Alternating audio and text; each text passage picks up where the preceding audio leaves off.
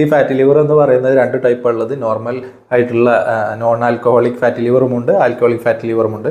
Alcoholic fatty liver എന്ന് പറയുന്നത് ആൽക്കഹോളിൻ്റെ അമിതമായിട്ടുള്ള ഉപയോഗം കാരണമൊക്കെ ആളുകളിൽ നമ്മൾ ഫാറ്റി ലിവർ കണ്ടുവരുന്ന കണ്ടീഷനാണ്.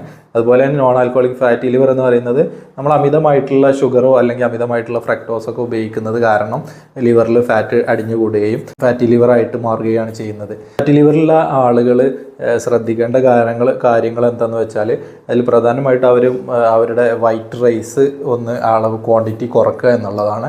അതുപോലെ തന്നെയാണ് ഫ്രൂട്ട് ജ്യൂസുകൾ അവോയ്ഡ് ചെയ്യുക.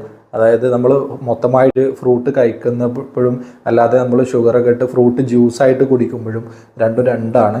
അതൊക്കെ ഫാറ്റി ലിവർ കൂടാൻ സഹായിക്കും. ഫ്രൂട്ട് കഴിക്കുമ്പോൾ അതിൽ ഹോൾ ഫ്രൂട്ടാണ് നമ്മൾ കഴിക്കുന്നത്. അപ്പോൾ അതിൻ്റെ ഫൈബറൊക്കെ അടങ്ങിയിട്ടുണ്ടാവും. നമ്മൾ ജ്യൂസ് അടിക്കുകയാണെങ്കിൽ ഷുഗർ കട്ട് ജ്യൂസ് അടിക്കുമ്പോൾ അതിൽ പലപ്പോഴും ആ ഫൈബറൊക്കെ നഷ്ടപ്പെടാൻ സാധ്യത ഉണ്ട്.